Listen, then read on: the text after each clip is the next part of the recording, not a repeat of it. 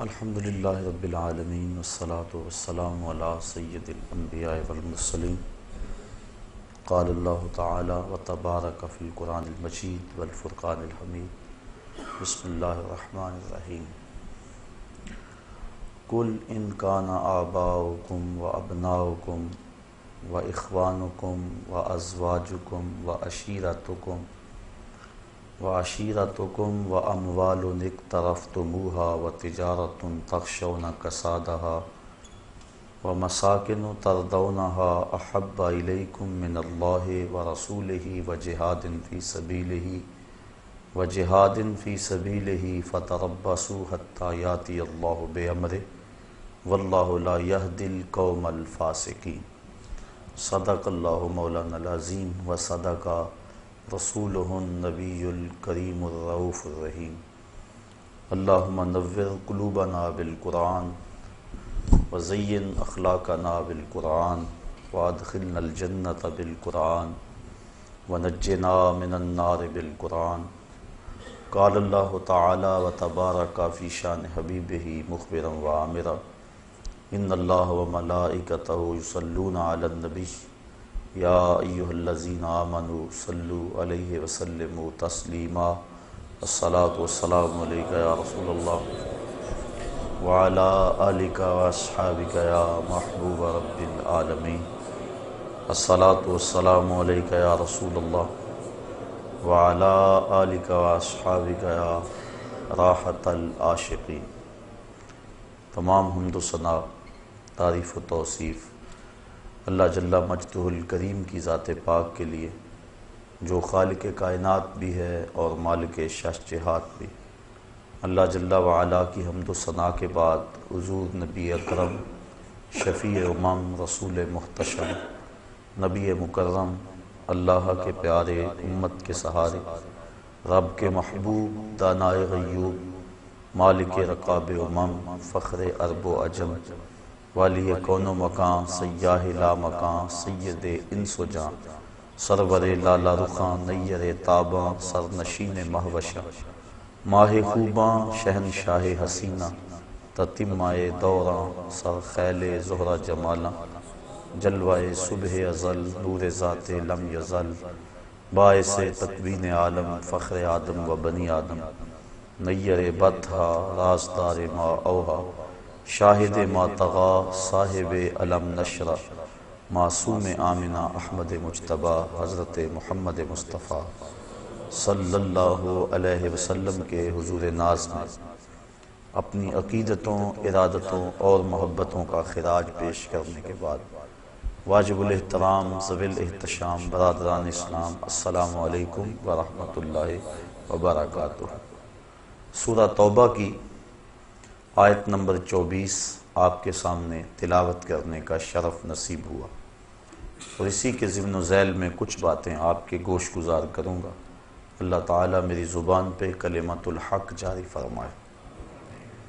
ارشاد فرمایا، قل ان کانا آباؤکم، اے حبیب فرما دو، اے لوگو اگر تمہارے ماں باپ، آبا باپ لیکن طبعاً مائیں بھی شامل ہیں، و ابناؤکم اور تمہارے بیٹے اور ان کے اندر بیٹیاں بھی شامل، و اخوانکم اور تمہارے بھائی بہنیں بھی بھائیوں میں شامل، و ازواجکم اور تمہاری بیویاں، و عشیرتکم اور تمہارا قبیلہ، و اموال اقترفتموہا اور تمہارا کمائی کا مال، و تجارت تخشون کسادہا اور وہ مال تجارت جس پر تمہیں کساد بازاری کا ڈر لگا رہتا ہے، و مساکن ترضونہا اور تمہارے پسندیدہ گھر، احب الیکم من اللہ و رسولہ و جہاد فی سبیلہ، تمہیں اللہ، اس کے رسول اور جہاد فی سبیل اللہ سے زیادہ محبوب ہیں، فتربصوا حتی یاتی اللہ بامرہ، تو پھر اللہ کے فیصلے کا انتظار کرو، واللہ لا یہدی القوم الفاسقین، اور اللہ فاسق قوم کو ہدایت نہیں دیتا۔ وہ 8 چیزیں جن سے انسان کا گہرا تعلق ہے اور فطری طور پہ جن چیزوں سے محبت کرتا ہے وہ اس آیت کریمہ میں گنوا دی گئی۔ تمہارے ماں باپ، تمہارے بیٹے بیٹیاں، تمہارے بہن بھائی، تمہاری بیوی، تمہارا قبیلہ، تمہارے مال، تمہاری تجارت اور تمہارے پسندیدہ بنگلے، یہ 8 چیزیں گنوا کر کہا کہ یہ تمہیں اگر اللہ جل شانہ، اس کے رسول کریم صلی اللہ علیہ وسلم اور جہاد فی سبیل اللہ سے زیادہ محبوب ہیں تو پھر اللہ کے عذاب کا انتظار کرو۔ ان 8 چیزوں کی محبت کی نفی بھی نہیں کی، چونکہ ان چیزوں سے جو انسان کا تعلق ہے وہ فطری ہے اور فطرت اللہ کی تخلیق کرتا ہے، لہٰذا اللہ تعالیٰ نے انسان کی اس فطرت کو کچلنے کا حکم نہیں دیا۔ ماں باپ سے جو پیار ہے یہ ایک فطرت ہے، ہر بیٹا کرتا ہے، نفی نہیں کی کہ تم ان سے پیار نہ کرو، بلکہ شریعت نے تو ترغیب دی ہے۔ حضور ارشاد فرمایا کہ جو ماں باپ کو محبت کی نظر سے دیکھ لیتا ہے اللہ اسے مقبول اور مبرور حج کا ثواب عطا فرماتا ہے۔ عرض کی حضور اگر کوئی 2 مرتبہ دیکھے، فرمایا 2 حجوں کا ثواب۔ عرض کی حضور اگر کوئی 100 مرتبہ دیکھے، تو آقا کریم نے اس کو بھی وہی بشارت دی، بندے دیکھتے تھک جاتے ہیں، اللہ ثواب دیتا تو نہیں تھکتا۔ تو والدین کے چہرے کو محبت کی نظر سے دیکھنا یہ مبرور حج کا ثواب ہوتا ہے اور انسان کو اس پہ اجر دیا گیا ہے۔ والدین کی خدمت کو ترجیحی بنیادوں پہ بیان فرمایا گیا۔ جب ایک شخص حضور کی خدمت میں حاضر ہوا، عرض کی حضور میں جہاد پہ جانا چاہتا ہوں، تو آقا کریم نے اس کو سوالن ارشاد فرمایا احی والدا کا، کیا تیرے والدین زندہ ہیں؟ قال نعم، عرض کی ہاں حضور زندہ ہیں۔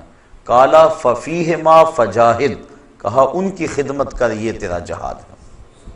تو جب ماں باپ بوڑھے ہوں، ان کو خدمت کی ضرورت ہو، تو اس وقت ان کی خدمت ہی بہت بڑی نیکی اور بہت بڑا ثواب ہے۔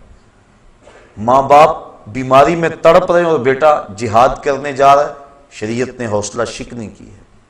ماں باپ کو بیٹوں کی خدمت کی ضرورت ہے اور وہ تبلیغی چلے پہ جا رہے ہیں، گشت کر رہے ہیں، اسلام نے اس کی نفی کی ہے۔ ماں باپ کو ضرورت ہے، ماں فالج میں گری ہوئی ہے اور بیٹا پیر کے دربار پہ جا کے جھاڑو پھیر رہا ہے، شریعت نے اس کی حوصلہ افزائی نہیں کی۔ کہا احی والدا کا، قال نام، قال ففیہما فجاہد، کہا ان کی خدمت کر، یہ تیرا جہاد ہے۔ تو والدین کی خدمت کی ملازمت ضروری ہے اور ان کی رضا میں اللہ کی رضا ہے، ان کی ناراضگی میں اللہ کی ناراضگی ہے۔ یعنی اگر انسان والدین کو راضی رکھتا ہے تو اللہ کی رضا کا سبب ہے، اور ان کی ناراضگی اللہ جل شانہ کی ناراضگی کا سبب ہے، اس لیے ان کو راضی رکھنے کا حکم دیا گیا اور تاکید فرمائی گئی۔ حضرت اویس کرنی رضی اللہ تعالیٰ عنہ ماں کی خدمت چھوڑ کر شرف صحابیت سے ممتاز ہونے کے لیے نہیں آئے، لیکن اس کے باوجود حضور کا پیار ملاحظہ ہو کہ آپ اپنی قبا کے بٹن کھول کے یمن کی طرف رخ کر کے کھڑے ہو جاتے ہیں اور فرماتے ہیں مجھے یمن کی طرف سے یار کی خوشبو آ رہی ہے۔ کسی نے کہا حضور وہ اتنا ہی آپ سے پیار کرنے والا ہے جس کا نام آپ لے رہے ہیں، تو وہ آپ کی زیارت کے لیے کیوں نہیں آتا؟ کوئی کہاں سے آ گیا، کوئی کہاں سے آ گیا، اور وہ یمن سے نہیں آ رہا، یمن تو اتنا دور بھی نہیں۔ فرمایا اس کی بوڑھی اور نابینا ماں ہے جس کی خدمت اسے میرے حضور آنے سے روکے ہوئے۔ اور پھر بلکہ صحابہ کو فرمایا اویس بن عامر کو ملنا، اس کی نشانیاں بیان کی، اور فرمایا جب اس سے ملاقات کرو تو میری امت کی بخشش کی دعا کا کہنا۔ یعنی دوسروں کے لیے اس بات کو عملی طور پہ سامنے رکھا کہ جو ماں کی خدمت کرتا ہے اس کی دعائیں قبول ہوتی۔ اور پھر جب حضرت عمر فاروق اور حضرت علی المرتضیٰ حاضر ہوئے رضی اللہ تعالیٰ عنہما اور حضور کا سلام بھی پیش کیا، تو ویسے کرنی تڑپ اٹھے اور بار بار کہتے تھے بتاؤ حضور کے لبوں پہ میرا نام کیسے آیا تھا، کیسے لب کھلے تھے اور کیسے اویس کا لفظ لبوں پہ آیا تھا۔ تو کہا اتنا جو تجھے پیار ہے تو پھر حضور کو ملنے کیوں نہیں آیا، حضور کی زیارت کے لیے کیوں نہیں آیا؟ کہا تم نے میرے رسول کی زیارت کی ہے؟ کہا ہاں ہم تو شام سویرے وہاں رہتے تھے۔ کہا پھر بتاؤ حضور کے جو ابرو تھے یہ جڑے ہوئے تھے یا کھلے ہوئے تھے؟ اب یہ حیرت میں ڈوب گئے، فرمایا مجھے پوچھو جو زیارت کے لیے نہیں گیا۔ کوئی دور سے دیکھتا اسے جڑے ہوئے نظر آتے اور قریب آ کے دیکھتا تو کھلے ہوئے نظر آتے۔ تو جو ماں باپ کی خدمت میں لگا رہتا ہے، ثابت یہ ہو رہا ہے وہ حضوری رسول میں رہتا ہے۔ اس لیے شریعت نے ماں باپ کا پیار سکھایا ہے، فطرت ہے، اس کی نفی نہیں کی۔ وَأَبْنَاؤُكُمْ، اور تمہارے بیٹے، گھر میں آنگن میں پھولوں کی طرح بچے کھیل رہے ہوں، اور شام جب بندہ گھر پلٹتا ہے اور بچوں کو کھیلتے ہوئے دیکھ کر اس کی طبیعت میں خوشی کا آنا فطری بات ہے۔ اولاد سے پیار یہ اللہ تعالیٰ نے ماں باپ کے سینے میں رکھ دیا۔ ماں کے سینے میں وہ تڑپتی ہوئی ممتا اور محبتوں کے امٹتے ہوئے وہ جذبات رکھے کہ دنیا پر اس قدر محبت اور پیار جتنا ماں کو اولاد کے ساتھ ہے اتنا کسی کو نہیں دیا گیا۔ تو یہ فطرت ہے، اور اسلام فطرت کے خلاف جنگ نہیں کرتا، تو نفی نہیں کی گئی اس کی، بلکہ آقا کریم نے حضرت امام حسن رضی اللہ تعالی عنہ کا منہ چوما۔ ایک عربی کھڑا تھا، اس نے اس منظر کو دیکھا تو عرض کی حضور اپنی اولاد کا اس طرح آپ منہ بھی چوم لیتے ہیں؟ تو آقا کریم نے جواباً ارشاد فرمایا، اللہ نے تیرے دل سے رحم چھین لیا ہو تو میں کیا کروں۔ تو والدین کا اولاد کے ساتھ پیار یہ فطری ہے، اور اسلام نے اس کی نفی نہیں کی، بلکہ اولاد کی تربیت میں مشغول ہو جانا نفلی عبادت سے بہتر ہے۔ مصلی بچھا کے نوافل پڑھنے سے یہ بہتر ہے کہ اولاد کو آداب دین سکھائے جائیں، ان کو بتایا جائے بیٹا نماز اس طرح پڑھنی ہے، کوئی آئے تو سلام یوں کرنا ہے، مہمان کے ساتھ یوں حسن سلوک کرنا ہے، یہ چیزیں ان کو پڑھانے کے لیے بیٹھ جانا یہ نفلی عبادت میں مشغول ہونے سے بہتر ہے تربیت اولاد۔ تو شریعت نے والدین کے لیے اولاد کی محبت کی نفی نہیں کی۔ وَإِخْوَانُكُمْ، اور تمہارے بھائی اور بہنیں۔ تو بھائی بہنوں کا جو تعلق ہے وہ بھی ایک فطری ہے، ایک چار دیواری اور ایک چھت تلے انہوں نے پرورش پائی ہوتی ہے، ایک ماں کی گود میں کھیلے ہوتے ہیں، ایک باپ کی شفقتیں ان کو میسر رہی ہوتی ہیں، ایک چولہے پہ بیٹھ کے چپاتیاں کھاتے رہے اور آپس میں محبت کا اظہار کرتے رہے ہیں۔ تو جو ان کا پیار ہے وہ مثالی ہونا چاہیے۔ اگر آلائشیں پیدا نہ ہو تو اس سے بڑا اور رشتہ دوستی کا اور محبت کا اور کون ہو سکتا ہے۔ یہ تو بدقسمتی ہے ہمارے دور میں کہ یہ جو شریکہ برادری پتہ نہیں کہاں سے آ گئی۔ یہ شریک کا حالانکہ مفہوم یہ نہیں تھا جو ہم نے بنا لی ہے، شریک شرکت سے نکلا ہے، اور شریک کا معنی ہے جو وراثت میں شریک ہے، جو دکھوں غموں اور پریشانیوں میں شریک ہے، جو ہر معاملہ زندگی میں ایک دوسرے کے شریک ہیں، شرکت کرنے والے ہیں، ان کو شریک کہتے ہیں۔ لیکن اب ہم نے شرکت کا مفہوم یہ بنا لیا ہے جو دوسرے پہ طاق رکھیں، دوسرے پہ نظر رکھیں اور اس کی دولت سے، اس کی عزت سے، شہرت سے جلیں، اس کو شریک کہتے ہیں۔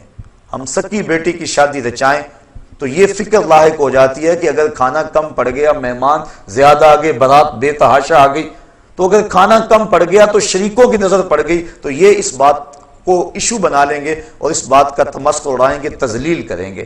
بندہ اپنے دوستوں سے نہیں ڈر رہا ہوتا، ان قریبی رشتہ داروں سے ڈر رہا ہوتا ہے، حالانکہ انہوں نے تو پردہ ڈالنا تھا، یہ خود بھوکے رہ لیتے لیکن عزت کی پاسبانی کرتے، لیکن یہی تنقید میں ہے اور بندہ ان سے ڈرتا ہے۔ تو جو شریکہ برادری کا ہم نے مفہوم بنا لی ہے یہ ہمارا خود ساختہ ہے، اور یہ دور نبوی سے دوری کے سبب سے ہے، ورنہ جس قدر پیار والے یہ رشتے ہیں، جس قدر الفت اور جس قدر قربت کے یہ رشتے ہیں، دکھوں دردوں غموں میں یہ شریک ہیں اور یہ معاملات کے اندر قریب ہیں، کوئی اور نہیں ہو سکتا۔ تو یہ ایک پیار ہے اور یہ پیار فطری ہے، اسلام نے اس کی ترغیب دی ہے، اس کی نفی نہیں کی۔ حضور کی خدمت میں ایک شخص حاضر ہوا، اس نے اپنے بھائی کی شکایت کی کہ ہم دونوں بھائی اور اکٹھے ہیں، یہ کمائی نہیں کرتا اور کمائی میں کرتا ہوں۔ تو اس نے اس انداز کے ساتھ اپنے بھائی کی سستی پر اور اپنے کمانے پر اپنے بھائی کی شکایت کی۔ اب آقا کریم نے فرمایا ہو سکتا ہے کہ تجھے اس کے صدقے سے رزق مل رہا ہو۔ تو اب دیکھیے یہ لوگوں کو آپس میں جوڑنے والی باتیں ہیں، اور انسان جب اس انداز سے سوچنے لگ جائے تو یقیناً اس کے اندر برکت ہی برکت ہوتی ہے۔ لیکن آج ہمارے سوچنے کے زاویے ہی اور ہو گئے ہیں۔ بڑا بھائی ساری زندگی چھوٹے بھائیوں کو پالتا ہے، ان کو کاروبار سیٹ کر کے دیتا ہے، ان کی شادیاں کرتا ہے، اور جب وہ خود کمانے لگ جاتا ہے تو پھر اس کے دل میں شیطان یہ بات ڈال دیتا ہے، لو اس کے تو اتنے بچے ہیں اور سارے ہمارے اخراجات اکٹھے ہیں، اور ہم کماتے ہیں برابر کا، اور اس کے افراد خانہ زیادہ ہیں، لہذا خرچات اس کے زیادہ ہیں، ہمیں الگ ہو جانا چاہیے۔ الگ لوگ ہوتے آئے ہیں، میں اس کی نفی نہیں کر رہا اور نہ شریعت نے اس کی نفی کی ہے، لیکن ایسی چھوٹی سوچیں یہ کم از کم ایک مسلمان کو زیبا نہیں ہے۔ تو بھائیوں کا پیار مثالی ہونا چاہیے، شریعت نے اس کی ترغیب دلائی ہے۔ وَأَزْوَاجُكُمْ، اور تمہاری بیویاں۔ بیوی پاؤں کا جوتا ہوتی ہے، یہ زمانہ جاہلیت کی باتیں ہیں، اسلام نے اس کی نفی کی ہے، اور بیوی کو محبوبہ کی مسند پہ بٹھایا ہے۔ حضرت سیدہ عائشہ صدیقہ رضی اللہ تعالی عنہا کو حمیرہ کہہ کے حضور پکارتے تھے، حضرت خدیجۃ الکبریٰ کا کثرت سے تذکرہ کرتے، بلکہ حضرت عائشہ صدیقہ رضی اللہ تعالی عنہا فرماتی ہیں ایک دن مجھ سے نہ رہا گیا اور میں نے کہہ دیا حضور آپ اس بوڑھی عورت کا تذکرہ نہیں چھوڑتے، بڑھاپے کی وجہ سے جس کے ہونٹوں کے گوشے سرخ ہو چکے تھے۔ تو فرمایا عائشہ مجھے خدیجہ کے بارے میں تکلیف نہ دو، جب پورے مکے نے میرا انکار کیا تھا تو اس نے میرا اقرار کیا تھا، میں اس کا تذکرہ کبھی نہیں چھوڑ سکتا۔ فرمایا اس کے بعد پھر کبھی بھی میں نے ان کے بارے میں کوئی بات نہیں کی تھی۔ اور حضرت خدیجۃ الکبریٰ نے جب آخری وقت حضور سے چادر مانگی تو آقا کریم نے پوچھا کہ خدیجہ بتاؤ تو صحیح چادر کیا کرنی ہے؟ تو انہوں نے عرض کی حضور میرا وقت آخر ہے اور میری آرزو ہے کہ اس چادر سے مجھے کفن دیا جائے۔ اب بیوی سے بڑھ کر خامند کو کون جاننے والا ہوتا ہے؟ اب بیوی کہہ رہی ہے کہ میرے سرتاج کی، میرے خامند کی اگر چادر مجھ کو مل جائے تو میری نجات کے لیے یہ چادر ہی کافی ہے۔ یہ حضور کی عظمت پر کتنی بڑی دلیل ہے۔ اب حضور علیہ السلام جواباً کیا فرمایا؟ آقا کریم نے فرمایا خدیجہ تو نے تو چادر مانگی ہے، لو اردت جلدی لا آتیتک، اگر تو میری جلد بھی مانگتی میں وہ بھی اتار کے دے دیتا۔ حقوق نسواں کی بات کرنے والے کائنات کے اندر کوئی ایسی مثال تو لائیں کہ آقا کریم نے بیوی کو جس عزت کی مسند پہ بٹھایا اور کہا لو اردت جلدی لا آتیتک، تو یہ حضور کا ہی کمال ہے۔ تو اسلام نے بیوی کو محبوبہ کی مسند پہ بٹھایا، بلکہ نکاح سے قبل ترغیب دی، فانکحوا ما طاب لکم من النساء، عورتوں میں سے جو تم کو بھا جائے اس کے ساتھ نکاح کر لو۔ یعنی ترغیب نکاح میں بھی اس بات کو مد نظر رکھا گیا تاکہ تمہاری محبت کا رشتہ مستحکم رہے۔ تو یہ شریعت نے ترغیب دی، محبوبہ کی مسند پہ بٹھایا، نفی نہیں کی۔ تو یہ کہ پیار ہے، تو اس پیار کو فطری طور پہ جو قلبی تعلق ہوتا ہے اسلام نے اس کو تقویت دی ہے، نفی نہیں دی، گھروں کو ٹوٹنے سے بچایا ہے۔ فرمایا اگر بیوی کی کوئی بات تمہیں ناگوار گزرے تو کوئی ایسی عادت بھی تو ہوگی جو اچھی ہوگی، تم اس ناگوار کو نہ دیکھو، اس اچھی عادت کو دیکھو۔ تو جب انسان اس طرح سوچنے لگ جائے گا تو پھر گھر ٹوٹنے نہیں پائیں گے بلکہ گھر جڑے رہیں گے۔ تو اسلام نے ان کی محبت کے لیے مختلف ذرائع اختیار کیے تاکہ ان کا آپس میں پیار رہے۔ وَعَشِيرَتُكُمْ، اور تمہارے قبیلے، خاندان، جو برادریاں ہیں، برادریوں کی اسلام نے نفی نہیں کی، بلکہ یہ تعارف اور پہچان کے لیے مختلف برادریاں ہیں، لیکن تفاخر کے لیے نہیں ہیں۔ ہمارے دیہاتوں میں یہ جو چودھری کمی کا تصور ہے، اسلام نے اس کی بنیادی طور پہ نفی کی ہے۔ کسی غریب، امیر، گورے، کالے اور دولت کی بنیاد پر جو ہے وہ تقسیم ہم نہیں کر سکتے۔ ان اکرمکم عند اللہ اتقاکم، تم میں سے اللہ کے نزدیک عزت والا وہ ہے جو زیادہ متقی ہے۔ برادریاں تفاخر کا باعث نہیں ہیں بلکہ یہ پہچان کے لیے، عرفان کے لیے۔ شریعت نے مساوات کا درس دیا ہے۔ حضور علیہ السلام نے جب اعلان نبوت کیا اور نبوت کا نور گھر گھر پہنچا تو حضرت اسود، اللہ اکبر، حضور کی خدمت میں حاضر ہوئے۔ یہ اسود کہتے عربی میں کالے کو، سخت کالے رنگ کے تھے، اور کوئی شخص ان کو اپنے پاس بٹھانے کے لیے تیار نہیں تھا۔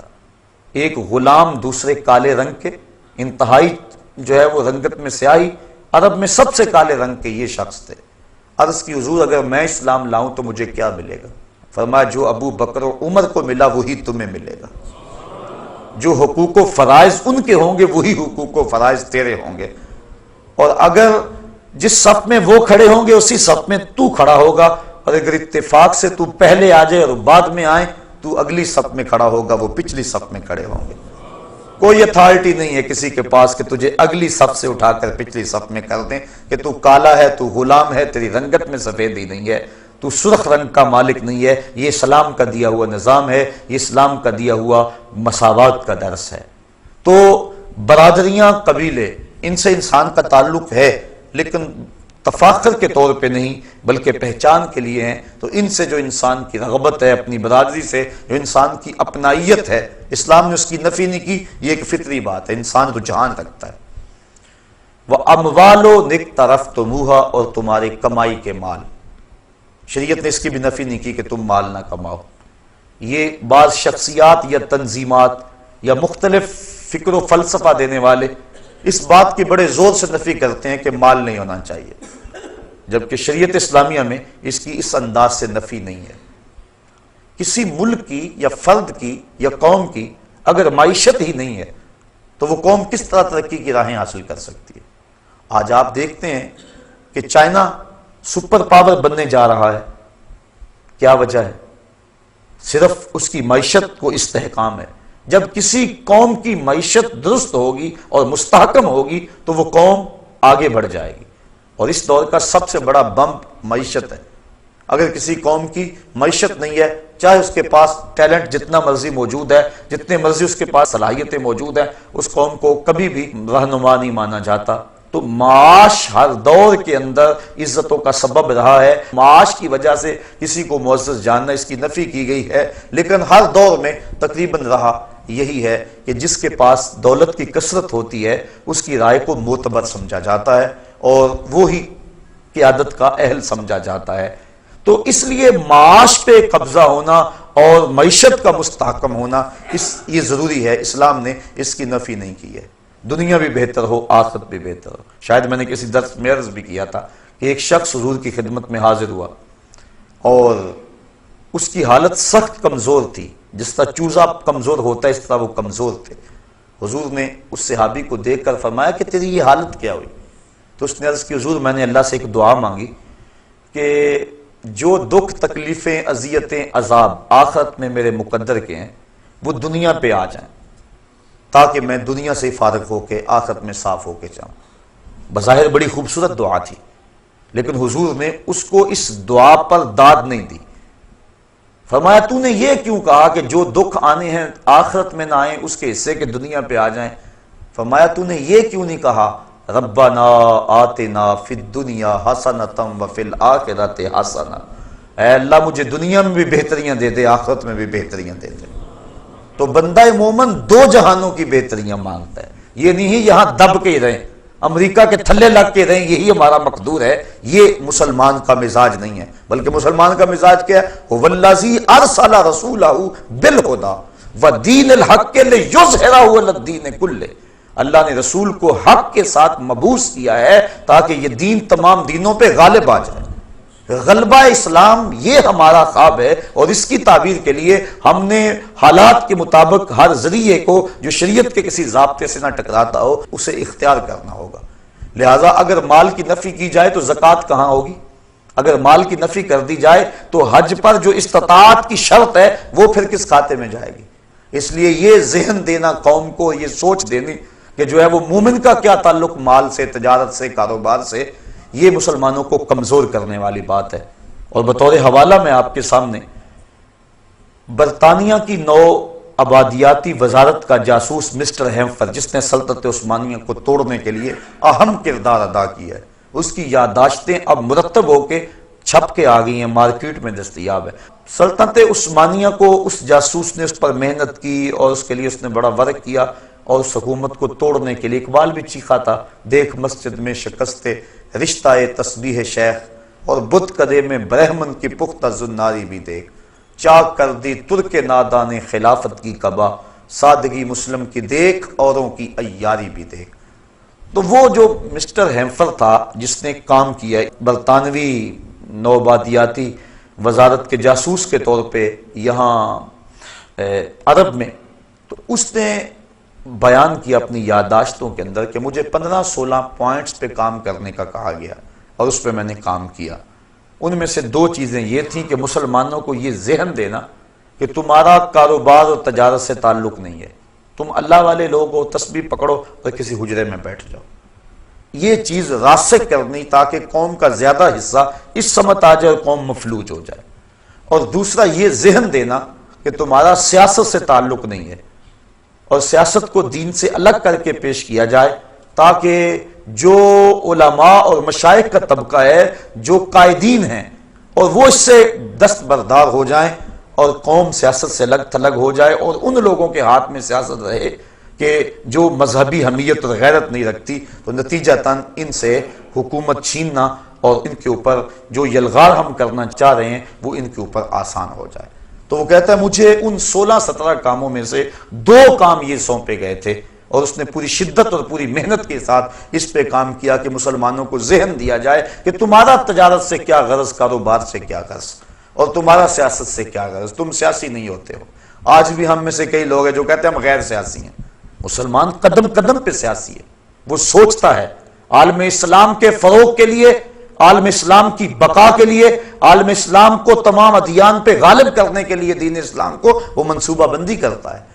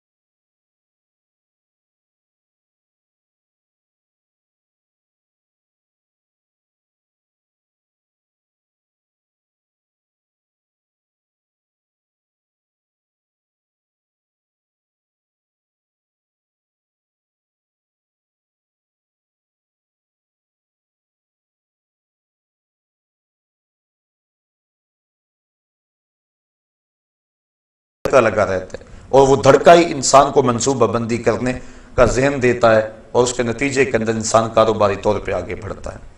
وَمَسَاكِنُ تَرْضَوْنَهَا، اور تمہارے وہ گھر جن کو تم پسند کرتے ہو۔ اپنا گھر، اپنی 4 دیواری، یہ بہت بڑی دولت اور بہت بڑی نعمت ہے۔ حضور نے ارشاد فرمایا جس کو 3 چیزیں مل گئیں یہ اس کی خوش بختی سے ہے: اچھا گھر، اچھی سواری اور اچھی بیوی۔ یہ جس کو 3 چیزیں مل جائیں یہ اس کی خوش بختی سے ہے، اور اگر کسی کو یہ 3 چیزیں نہ ملیں تو یہ اس کی بدبختی سے ہے۔ تو اچھا گھر یہ انسان کی آرزو ہے، تو ان سے پوچھو جو کرائے پہ رہتے ہیں، جب مالک مکان کہتا 8 دن کے اندر اندر گھر فارغ کرو، اور جوان بچیاں اب کدھر جائے، آگے مکان مل نہیں رہا، یہ اس سے کوئی پوچھے کہ وہ کس حال میں ہوتا ہے، تو اسلام نے نفی نہیں کی۔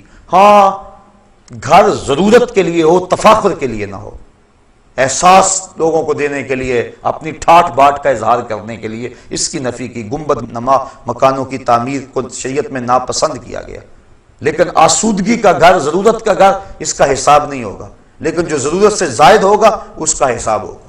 3 چیزوں کا حساب نہیں ہوگا: ستر عورت کے لیے جو کپڑا پہنا جاتا ہے، دوسرا ضرورت کا مکان، اور تیسرا بھوک کے وقت کھانا اور پینا۔ ان 3 چیزوں کا قیامت کے دن حساب نہیں ہوگا۔ اس کے علاوہ ثم لتسألن یومئذ عن النعیم، ہر نعمت کے بارے میں بندے سے پوچھا جائے گا اور اس سے سوال کیا جائے گا۔ اس لیے ہم اپنی جو ضرورت ہے اس کو پورا کر لیں، نہ یہ ہے کہ ہم ظاہر ٹھاٹ باٹ کے لیے جو ہے وہ حدود بھی پھلانگ جائیں تو قیامت کے دن پھر اس کے حساب میں جکڑے جائیں۔ حضرت غوث اعظم نے جو مکان کے حوالے سے بات کہی ہے وہ اس طرح کے مکان کے بارے میں کہی ہے۔ فرمایا مکان بنا رہا ہے، بسیں گے اور حساب تو دے گا۔ تو شریعت نے جو ہے وہ مکان کی نفی نہیں کی، اس کے انداز کی نفی کی۔ حضور نے خود حجرات تعمیر کیے تھے ازواج کے لیے، لیکن وہ اتنے اونچے نہیں تھے، بلکہ زمین پہ کھڑے ہو کے ان کی چھت کو ہاتھ لگ جاتا تھا۔ تو شریعت نے اس کی نفی نہیں کی مکان کی، اس کے انداز کی نفی ہے۔ اب فرمایا یہ 8 چیزیں تمہیں محبوب ہے، دوبارہ سن لے۔ قُلْ إِنْ كَانَ آبَاؤُكُمْ وَأَبْنَاؤُكُمْ وَإِخْوَانُكُمْ وَأَزْوَاجُكُمْ وَعَشِيرَتُكُمْ وَأَمْوَالٌ اقْتَرَفْتُمُوهَا وَتِجَارَةٌ تَخْشَوْنَ كَسَادَهَا وَمَسَاكِنُ تَرْضَوْنَهَا، تمہارے ماں باپ، تمہارے بیٹے، تمہارے بھائی، تمہاری بیویاں، تمہارے مال، تمہاری تجارت تمہارے پسندیدہ بنگلے اور تمہارے قبیلے، یہ 8 چیزیں احب الیکم تمہیں زیادہ محبوب ہیں، من اللہ و رسولہ و جہاد فی سبیلہ فتربصوا حتی یاتی اللہ بامرہ، اگر اللہ اس کے رسول کریم اور جہاد فی سبیل اللہ سے تمہیں یہ 8 چیزیں زیادہ محبوب ہیں تو پھر فرمایا اللہ کے عذاب کا انتظار کرو، اور اللہ فاسقوں کو ہدایت نہیں دیا کرتا۔ اب ان 8 چیزوں سے جو تعلق ہے اور محبت کا جو رشتہ فطری ہے، اسلام نے اس کی نفی کیے بغیر موازنہ کا حکم دیا کہ تم ایک پلڑے میں ان 8 چیزوں کی محبت رکھ لو اور ایک پلڑے میں اللہ اور اس کے رسول کریم کی محبت کو رکھو، جہاد فی سبیل اللہ کی محبت کو رکھو، اور پھر وزن کرو۔ اگر جہاد فی سبیل اللہ، رسول کریم اور اللہ جل شانہ کی محبت کا پلڑا وزن پہ ہے اور یہ اس مقابلے میں کوئی حیثیت نہیں رکھتی 8 چیزیں، تو پھر تشکر کے سجدے کرو کہ مالک کی کرم نوازی ہو گئی۔ لیکن اگر یہ چیزیں آگے ہوں اور اللہ اس کے رسول اور جہاد فی سبیل اللہ یہ پیچھے چلے جائیں تو پھر اللہ فرماتا ہے میرے عذاب کا انتظار کرو۔ اب میں اور آپ نے اپنے آپ کو اپنے ضمیر میں خود عدالت لگا کے ترازو گاڑ کے ہم دیکھ سکتے ہیں کہ ہم کس سمت ہیں اور ہمارا وزن کس پلڑے میں جاتا ہے۔ زبان سے دعویٰ کر لینا، کہہ لینا یہ آسان کام ہے، لیکن جب کبھی انسان کو آزمائش کا موقع انسان پر آئے اس وقت اس کی پرکھ ہوتی ہے۔ اقبال کہتا ہے جہاں میں تو کسی دیوار سے نہ ٹکرایا، کسے خبر کہ تو سنگ خارا ہے یا کہ زجاج۔ جب تک تو دیوار سے نہیں ٹکرائے گا کیسے پتا چلے گا کہ تو سخت پتھر ہے یا کہ شیشہ ہے؟ جب دیوار سے ٹکرائے گا تو پتا چلے گا کہ تو کیا ہے، شیشہ ہے یا پتھر ہے۔ جب تک بندہ امتحان گاہ میں نہیں آتا اتنی دیر تک تو نہیں پتا چلتا، جب امتحان گاہ میں آتا ہے اس وقت پتا چلتا ہے کیا ہے۔ ویسے تو ہر چمکتی چیز سونا نظر آتی، لیکن جب ٹکسالی میں ڈالا جائے پھر پتا چلتا ہے سونا ہے یا پیتل ہے۔ اب میں اور آپ امتحان گاہ میں اپنے آپ کو کھڑا کر کے دیکھیں کہ اس وقت جب مصیبت بن جائے، ایک طرف اللہ اس کے رسول اور جہاد فی سبیل اللہ ہوں اور دوسری طرف یہ رشتے ہوں اور موازنہ کرنا پڑ جائے، اس وقت ہم کس سمت ہوتے ہیں۔ ایک سادی مثال لے لیتے ہیں، شادی کا موقع تھا، افراد خانہ نے کہا اتنی دیر تک مزہ تو نہیں آئے گا جتنی دیر تک نیم برہنہ لباس میں رسم حنا کے نام سے بے حیائی کا مظاہرہ نہیں ہوگا۔ اب بندہ پریشان ہو گیا، کیا کروں؟ ایک تو وہ ہیں جو پریشان ہی نہیں ہوتے، وہ تو موازنہ نہیں نہ کرتے، چھوڑو ان کی۔ بندہ پریشان ہو گیا، اب کیا کروں؟ بیٹیاں کہہ رہی ہیں، بیٹوں کی بھی رائے یہی ہے، بیوی بھی اسی پلڑے میں وزن دیتی ہے۔ بوڑھی ماں سے پوچھا، باپ سے پوچھو نا کیا کریں؟ بیٹا بچوں کی بات ماننی پڑتی ہے، نیا زمانہ آ گیا، ہم تو پرانے ہو گئے۔ اب برادری نے بھی کہا کہ تو الگ ہونا برادری سے، یہ تو سب کے رسوم و رواج ہے، تو کو الگ نہیں آیا۔ مال بھی سر اٹھاتا ہے کہ اتنی دولت نمائش کب ہوگی، اتنے بڑا تجارتی نیٹ ورک وہ بھی سر اٹھایا اندر سے، اس نے بھی، بھائیوں نے بھی یہی کہا، رشتہ داروں نے بھی یہی کہا۔ یہ جو سارے 8 کے 8 رشتے تھے یہ ایک سمت کھڑے ہو گئے اور دوسری سمت سورہ نور کی آیتیں کھڑی ہو گئیں۔ خبردار اگر عورت گھر کی دہلیز میں اتنے زور سے قدم رکھے کہ اس کے پاؤں میں پڑے ہوئے پازیب کی چھنکار باہر گلی میں گزرتے ہوئے غیر مرد کے کانوں تک پہنچے، شریعت نے اس پہ بھی قدغن لگا دی۔ رسول کریم کی حدیث آ کھڑی ہوئی، ربا قاسیات آریات یوم القیامہ، بہت ساری عورتیں جو لباس پہنتی تھیں لیکن قیامت کے دن برہنہ اٹھائی جائیں گی، چونکہ ان کا لباس ان کے اعضاء کا ساتر نہیں ہوگا بلکہ ان کے اعضاء کی نمائش کا سبب ہوگا۔ قیامت کے دن ان کو برہنہ اٹھایا جائے گا۔ یہ سارے حکم ایک سمت اور یہ سارے رشتے ایک طرف، اب بندہ درمیان میں کھڑا ہے۔ اب پتا چلے گا نا کہ وہ زبان سے جو دعویٰ عشق رسول کرتا تھا، محبت الہی کا جو دعویٰ کرتا تھا، جو پیار کا دعویٰ کرتا تھا، اللہ اس کے رسول سے محبت کا دم بھرتا تھا، اب وہ کس سمجھ جاتا، اس کا وزن کس پڑے میں جاتا ہے۔ اگر وہ کہتا ہے کہ اب کیا کروں جی، مجبور ہوں، حالات ایسے ہیں، کوئی مانتا نہیں ہے، اور خوبی اس راہ کا مسافر بن گیا، تو ہم سمجھیں گے یہ زبانی جمع خرچ تھا۔ دعویٰ عشق رسول صرف زبان تک محدود تھا، اندر نہیں اترا عشق اس کے۔ اور اگر اس نے کہا میاں تیرے سارے رشتوں کو میں نے راضی کیا، تو کہتا تھا اگر ماموں ناراض رہا تو شادی کا مزہ نہیں آئے گا، چونکہ ماں کے چہرے پہ اداسی ہوگی۔ میں ساری رات ہاتھ جوڑ جوڑ کے اس کو منایا کہ نہیں؟ اگر چچا ناراض رہے تو لطف نہیں آئے گا، میں نے اس کو راضی کیا، فلاں ناراض رہا تو لطف نہیں آئے گا، میں نے سب کو راضی کیا، ہاتھ جوڑ جوڑ کے منایا، اور میں نے تیرے سارے رشتوں کو منا دیا۔ اور کیا گنبد خضرا کا مکین ناراض ہو جائے؟ بھلا ہو سکتا ہے کہ میں شادی میں حضور کو ناراض کر لوں، اللہ اس کے رسول کو ناراض کر لوں؟ تو یہ کبھی نہیں ہو سکتا۔ وہ ڈٹ کے کھڑا ہو گیا، جب یہ ڈٹ کے کھڑا ہو گیا اللہ کے فرشتے بھی نازل ہوئے اور اس پر مدد ہوئی، اور یہ سارے پلٹ کے اس کی سمت آ گئے، اس کو سرخروئی بھی ملی، عزت بھی ملی، اور اللہ اس کے رسول کا ساتھ اور رسول کی محبت بھی نصیب ہوئی۔ یہ تھا اس کا امتحان۔ لیکن اگر اس امتحان میں وہ کامیاب اور بامراد نہ ہوا تو پھر وہ زبان سے جمع خرچ کے علاوہ کچھ نہیں تھا۔ 2-4 مرتبہ اس آیت کو پڑھ لیں اور اس کا ترجمہ پڑھ لیں اور اپنے کچھ ترازو میں رکھ کے تولیں کہ ہم کہاں کھڑے ہیں اور اس آیت کے تقاضے کیا ہیں۔ کہا اگر تم نے ان رشتوں اور نعتوں کو اللہ، اس کے رسول اور جہاد فی سبیل اللہ سے زیادہ محبوب جانا تو فرمایا فَتَرَبَّصُوا حَتَّى يَأْتِيَ اللَّهُ بِأَمْرِهِ، پھر اللہ کے فیصلے کا انتظار کرو۔ اب اس کا فیصلہ کیا ہے؟ اللہ تعالیٰ کا فیصلہ کیا ہے جس کا انتظار کرنے کو کہا گیا؟ اس بات کو مبہم رکھا گیا، یعنی اس بات کو واضح نہیں کیا گیا کہ اللہ کے عذاب کی صورت کیا ہوگی۔ ہم سمجھتے ہیں آسمان سے پتھر اترے تو یہی عذاب ہے، کسی کا گھر لٹ جائے تو یہی عذاب ہے، آسمان سے آگ برسے تو عذاب ہے، لیکن اللہ اگر کسی کے دل سے اپنی یاد چھین لے تو یہ عذاب نہیں ہے۔ وہ ایک شخص تھا، بڑا نام تھا اس کا، اچانک عیسائی ہو گیا۔ لوگ علماء بالخصوص اس کے پاس پہنچے تاکہ اس کو سمجھائیں کہ عیسائیت کی کس قدر نے تجھے متاثر کیا اور اسلام سے تو کیوں دور ہو گیا۔ اس نے جو واقعہ سنایا، پرانی بات ہے، اس نے کہا کہ میں ایک دن ٹھنڈے پانی سے وضو کیا، بڑی مشکل سے وضو کیا، مصلی پہ کھڑا ہوا میرا وضو جاتا رہا، لیکن مجھے دوبارہ طاقت نہیں تھی، یعنی سستی ایسی تھی کہ دوبارہ وضو کرنے کے لیے نہ جا سکا، اور میں بے وضو ہی کھڑا نماز پڑھتا رہا، لیکن ڈرتا بھی رہا کہ میں نماز کی توہین کر رہا ہوں، سجدوں کی توہین کر رہا ہوں، مصلی رسول کی توہین کر رہا ہوں، میرے اوپر کوئی اللہ کا عذاب نازل نہ ہو جائے۔ میں نماز پڑھتا بھی رہا اور اس ڈر میں بھی رہا۔ ساری نماز مکمل ہوگی، جب سلام پھیرا اتنے وقت تک میرے اوپر کوئی عذاب نہیں آیا تھا۔ میں نے کہا اسلام تو دین ہی سچا نہیں ہے۔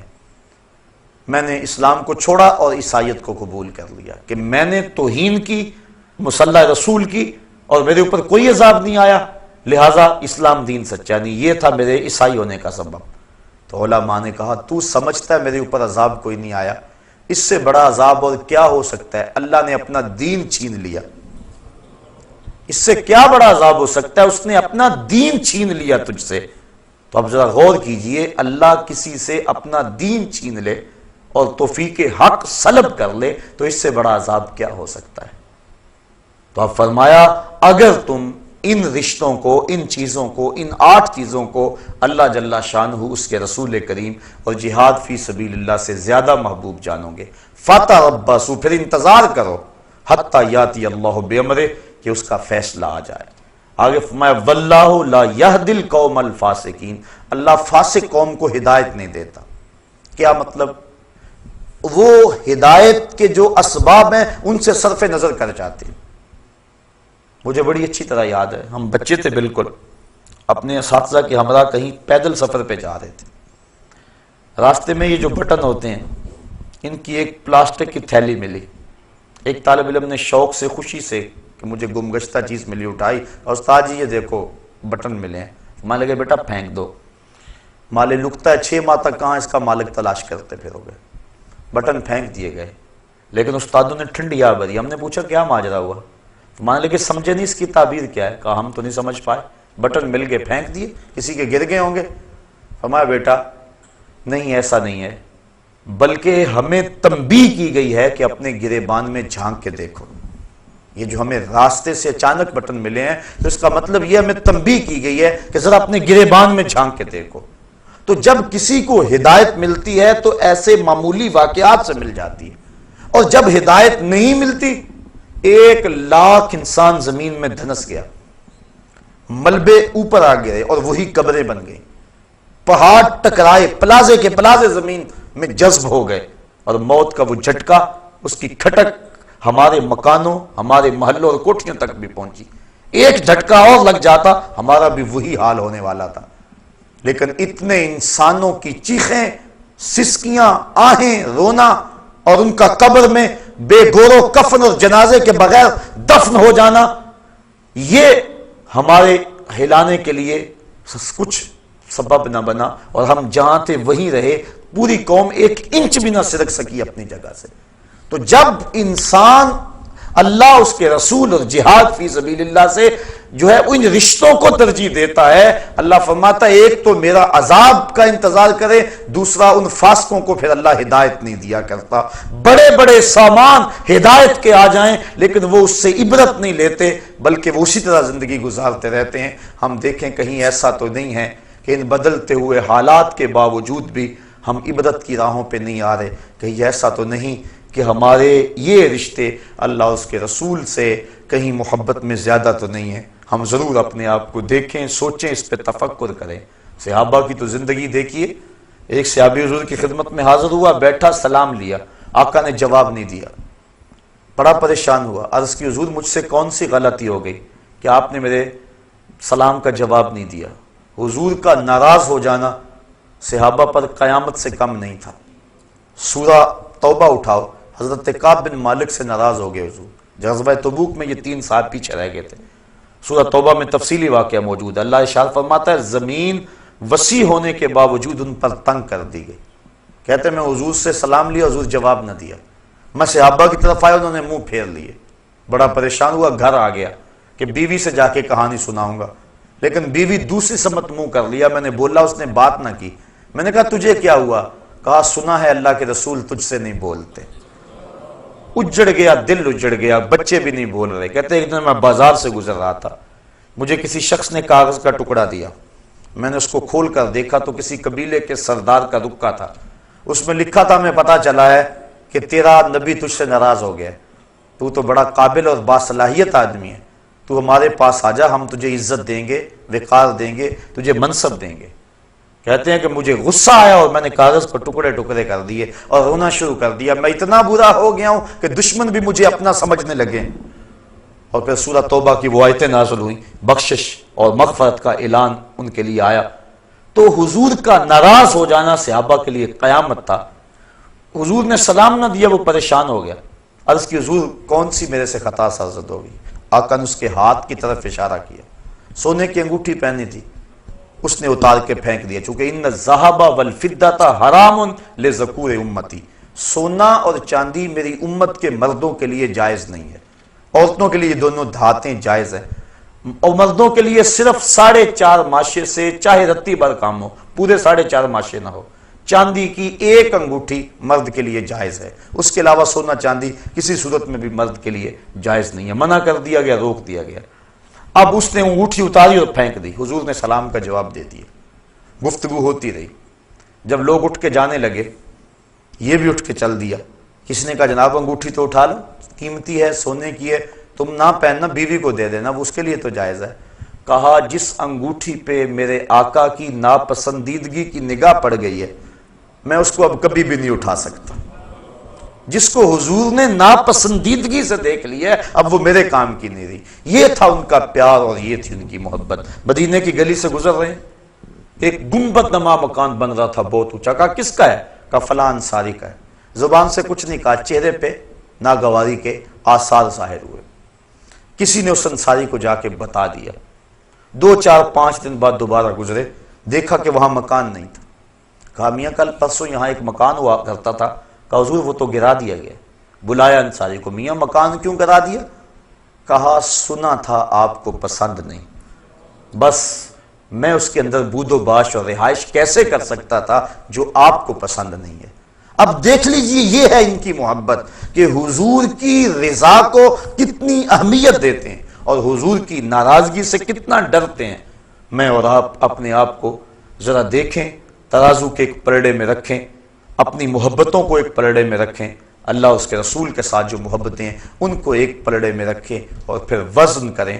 اور اس آیت کو سورہ توبہ کی آیت نمبر 24 ہے، کسی بھی مترجم کا ترجمہ پڑھ کے دیکھ لیں اور دیکھیں کہ قرآن کیا کہہ رہا ہے. ترجمہ پھر سن لیں. قل ان کان آباؤکم، حبیب فرما دو اگر تمہارے ماں باپ وابناؤکم تمہارے بیٹے، واخوانکم تمہارے بھائی، وازواجکم تمہاری بیویاں، وعشیرتکم تمہارے قبیلے، واموال اقترفتموہا تمہارے کمائی کے مال، وتجارت تخشون کسادہا اور تمہاری وہ تجارت جس پر کساد بازاری کا ڈر لگا رہتا ہے، ومساکن ترضونہا اور تمہارے پسندیدہ گھر، احب الیکم تمہیں زیادہ محبوب ہیں، من اللہ ورسولہ وجہاد فی سبیلہ اللہ اس کے رسول اور جہاد فی سبیل اللہ سے، فتربصوا تو پھر انتظار کرو، حتی یاتی اللہ بامرہ کہ اللہ کا فیصلہ آ جائے، واللہ لا یہدی القوم الفاسقین اور اللہ فاسق قوم کو ہدایت نہیں دیا کرتا۔ اللہ قرآن مجید ہماری ہدایت کا ذریعہ بنائے اور ہمیں اس کا فہم، نور اور روشنی عطا فرمائے۔